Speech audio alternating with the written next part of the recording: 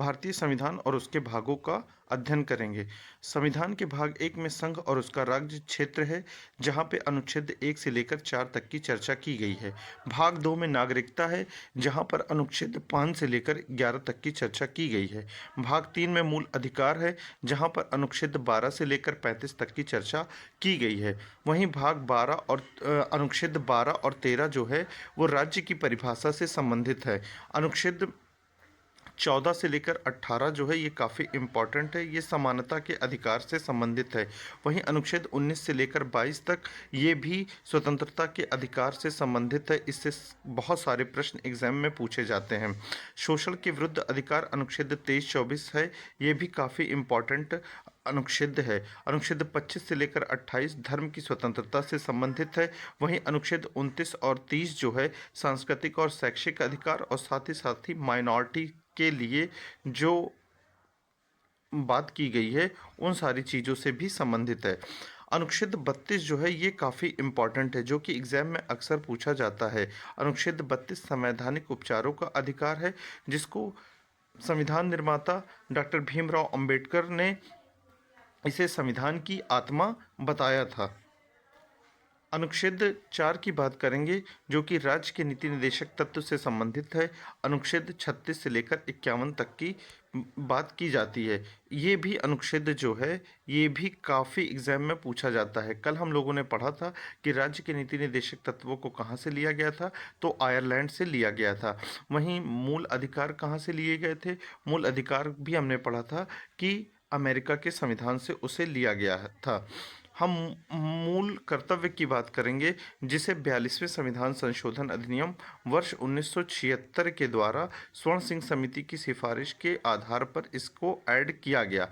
और मूल कर्तव्यों को हमने पढ़ा था कल, यूएसएसआर के संविधान से लिया गया है। मूल कर्तव्य में अनुच्छेद 51A आते हैं। मूल कर्तव्य में अनुच्छेद 51A के तहत पहले 10 इसके सब पार्ट्स थे, लेकिन एक पार्ट को और ऐड कर दिया गया 86वें संविधान संशोधन अधिनियम वर्ष 2002 के तहत इसको और ऐड कर दिया गया। अब आगे हम बढ़ते हैं भाग 5 पे, जहाँ पे संघ की सरकार की बात की गई है, जो कि अनुच्छेद 52 से लेकर 151 तक की बात करता है। ये सेक्शन भी एग्जाम में बहुत पूछा जाता है, जहाँ पे राष्ट्रपति का जो सेक्शन है वो 52 से लेकर 62 तक के बीच में आता है। उपराष्ट्रपति 63 से लेकर 71 अनुच्छेद के तहत आता है। प्रधानमंत्री व मंत्रिपरिषद अनुच्छेद 75 से लेकर अनुच्छेद 74 और 75 में आते हैं, जो कि काफ़ी इम्पॉर्टेंट है, ये भी पूछा जाता है। संसद की अगर हम बात करें तो संसद अनुच्छेद 79 से लेकर 122 तक के बीच में आती है, ये भी काफ़ी इम्पॉर्टेंट हिस्सा है। वहीं सर्वोच्च न्यायालय की बात करें तो सर्वोच्च न्यायालय भी काफ़ी बार पूछा जाता है, जो कि अनुच्छेद 124 से लेकर 127 के बीच में आता है और भाग 5 के तहत आता है। ये अक्सर ऐसे एग्जाम में क्वेश्चन पूछ लिए जाते हैं मैचिंग के लिए या किस भाग में आते हैं, तो इसलिए ये सब मोटी मोटी चीज़ें याद होनी चाहिए। कैग की बात करें तो कैग को हम महानियंत्रक एवं लेखा परीक्षक भी कहते हैं, जो कि अनुच्छेद 148 से 151 के बीच में आता है। वहीं भाग 6 की बात करें तो राज्यों की सरकार से संबंधित है, जो कि अनुच्छेद 152 से लेकर 237 के तहत आते हैं, जहां पे राज्यपाल, मुख्यमंत्री व मंत्रिपरिषद, राज्य विधानमंडल, उच्च न्यायालय ये सभी चीज़ें आती हैं। भाग 7 की बात करें तो इसे संविधान संशोधन 7वें के तहत इसको निरस्त का अर्थ यह है कि इसे हटा दिया गया था। ये भी एग्जाम में पूछा जाता है कि कौन सा वह हिस्सा हटा दिया गया था। भाग 8 की बात करें तो संघ राज्य क्षेत्रों से संबंधित है, जो कि अनुच्छेद 239 से लेकर 242 तक आता है। वहीं हम भाग 9 की बात करते हैं, जो रोमन अंक में गिनतियां हैं, इसको भी ध्यान हमको रखना होगा, इसको भी हमें ध्यान रखना होगा। भाग 9 की अगर हम बात करें तो भाग 9 के अंतर्गत पंचायती राज है, जो अनुच्छेद 243 से 243 ओ तक की बात करता है।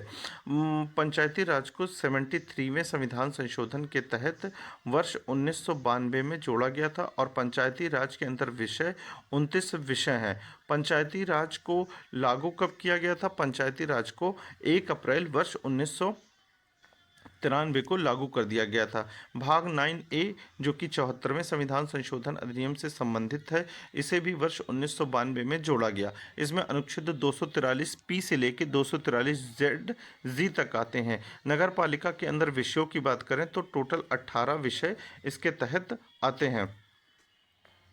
अगर हम सहकारी समितियों की बात करें जो कि अनुच्छेद 9B के तहत आते हैं, इसमें अनुच्छेद 243 से 243 तक आते हैं। इसे 97वें में संविधान संशोधन अधिनियम वर्ष 2011 के द्वारा जोड़ा गया था। भाग 10 की बात करें तो अनुसूचित और जनजातीय क्षेत्रों से संबंधित है, जो कि अनुच्छेद 244 से 244A तक आता है।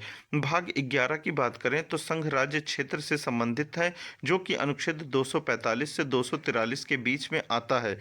भाग 12 की बात करें तो वित्त संपत्ति संविदाओं से संबंधित है, जो कि अनुच्छेद 264 से लेकर 300A के तहत आता है।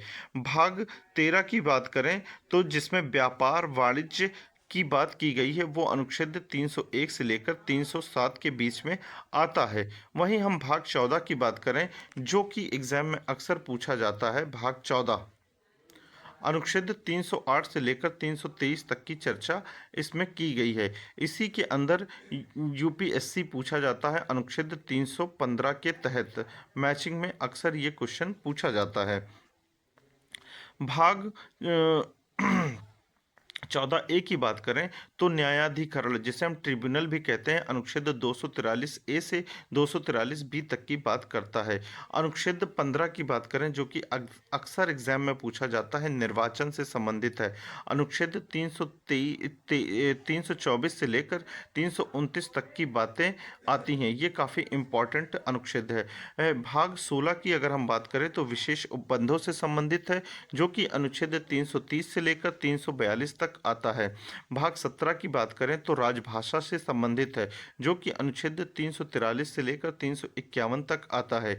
वहीं हम भाग 18 की बात करें जो बहुत ही महत्वपूर्ण आपात उपबंध, यहाँ से प्रश्न काफ़ी एग्जाम में पूछे जाते हैं, जो कि अनुच्छेद 352 से लेकर 360 के बीच में आता है। वहीं हम भाग 19 की बात करें जो विविध से संबंधित है, अनुच्छेद 361 से 367 तक के आते हैं। भाग 20 फिर से एक महत्वपूर्ण और इम्पॉर्टेंट है, जो कि संविधान संशोधन से संबंधित है, अनुच्छेद 368 इसमें आता है। हमने कल पढ़ा था कि संविधान का संशोधन जो है वो साउथ अफ्रीका के संविधान से इसको लिया गया, साउथ अफ्रीका के संविधान से इसको लिया गया है। भाग 21 की अगर हम बात करें तो स्थायी संक्रमणकालीन अनुच्छेद है, जो कि अनुच्छेद 369 से 392 के बीच में आता है। वहीं भाग हम 22 की बात करें जो संक्षिप्त नाम प्रारंभ से संबंधित है, वो अनुच्छेद 393 से 395 के बीच में आता है। हम जानते हैं कि संविधान के अंदर 22 भाग और 395 अनुच्छेद हैं, ये मूल रूप से हैं, लेकिन वर्तमान में इसके भागों की संख्या जो है वो 25 हो चुकी है, और जो अनुच्छेद हैं वो सेक्शन वाइज ऐड कर करके उसकी संख्या 448 या कहीं कहीं पर 450 के आसपास हमको दिखती है। अब इसी टॉपिक से संबंधित हम क्वेश्चन आंसर कर लेते हैं, जो कि एग्जाम के लिए बहुत ही महत्वपूर्ण होते हैं। भारतीय संविधान में मूल अधिकार किस भाग में दिए गए हैं? तो भारतीय संविधान में मूल अधिकार भाग 3 में दिए गए हैं। मूल अधिकार किन अनुच्छेदों में निहित है? जैसा कि हम ऊपर से पढ़ के आए हैं कि मूल अधिकार अनुच्छेद 12 से लेकर 35 के बीच में निहित है। हमारा अगला क्वेश्चन है कि राज्य के नीति निदेशक तत्व संविधान के किस भाग में है? राज्य के नीति निदेशक तत्व जो हैं वो संविधान के भाग 4 में है। राज्य के नीति निदेशक तत्वों को आयरलैंड के संविधान से लिया गया है, ये भी महत्वपूर्ण है। हमारा अगला क्वेश्चन है मूल कर्तव्य किस भाग में जोड़े गए हैं? मूल कर्तव्य जो हैं वो भाग 4A में जोड़े गए हैं। मूल कर्तव्य को यूएसएसआर के कॉन्स्टिट्यूशन से लिया गया है। इसे स्वर्ण सिंह समिति की सिफारिश के आधार पर 42वें संविधान संशोधन अधिनियम वर्ष 1976 को जोड़ा गया था। मूल रूप से 10 मूल कर्तव्य थे, लेकिन एक और मूल कर्तव्य को 86वें संविधान संशोधन अधिनियम वर्ष 2002 के तहत जोड़ दिया गया। हमारा अगला क्वेश्चन है कि मूल कर्तव्य किस अनुच्छेद में वर्णित है। मूल कर्तव्य अनुच्छेद 51A में वर्णित है। ये सभी हम लोग ऊपर चीजें पढ़ चुके हैं। संविधान का भाग 5 किससे संबंधित है? तो संविधान का भाग 5 हम पढ़ जान चुके हैं, संघ सरकार से संबंधित है। वहीं हम जानते हैं कि भाग 5 के अंतर्गत राष्ट्रपति से संबंधित अनुच्छेद कौन सा है? तो हम ऊपर पढ़कर आए हैं कि राष्ट्रपति से संबंधित अनुच्छेद 52 से लेकर 62 तक है। इसीलिए बार बार कहा जाता है कि कायदे से पढ़ा जाए और बार बार रिवीजन किया जाए, तो एग्जाम में कंफ्यूजन ना के बराबर होती है और क्वेश्चन जो है वो आसानी से हैंडल हो जाते हैं। राज्य सरकार से संबंधित प्रावधान किस भाग में दिए गए हैं? तो राज्य सरकार से संबंधित प्रावधान भाग 6 के तहत दिए गए हैं। भाग 6 के तहत दिए गए हैं। आगे हम बढ़ते हैं। भारतीय संविधान का कौन सा भाग निरस्त कर दिया गया था? जो कि अभी हमने पढ़ा था। भारतीय संविधान का भाग 7 जो है इसे निरस्त कर दिया गया था और 7वें संविधान संशोधन के तहत ये काम किया गया था। हमारा नेक्स्ट क्वेश्चन है कि पंचायती राज से संबंधित प्रावधान किस भाग में है? तो पंचायती राज से संबंधित प्रावधान भाग 9 में है। यह हमने पढ़ा हुआ था, जिसे 73वें संविधान संशोधन के तहत लाया गया था। यह भी हमने पढ़ा हुआ था।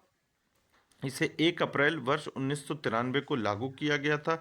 ये भी हम जानते हैं। पंचायती राज के तहत 29 विषय आते हैं। इतनी बातें हम पहले से ही भी पढ़ चुके हैं।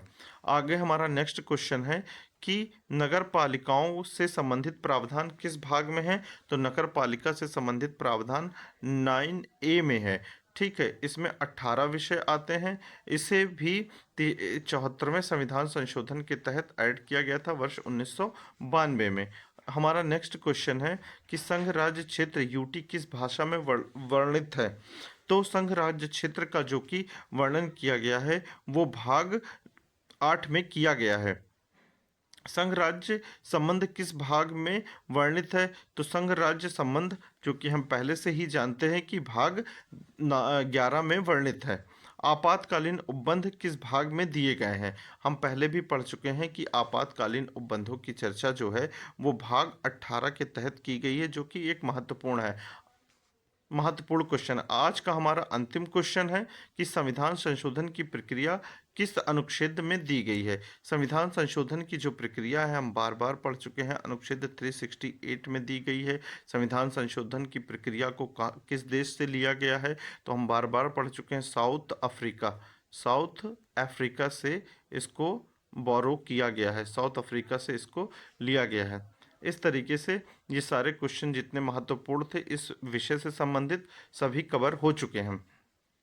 इसका बार बार रिवीजन करिए और बार बार इस क्वेश्चन आंसर की अपने आंसर सीट से जाके प्रैक्टिस करिए, तभी ये टॉपिक क्लियर होते हैं। बाकी आप चैनल को शेयर, सब्सक्राइब और लाइक करिए ताकि हमको अधिक से अधिक वीडियो बनाने के लिए हम प्रेरित हो सकें। धन्यवाद।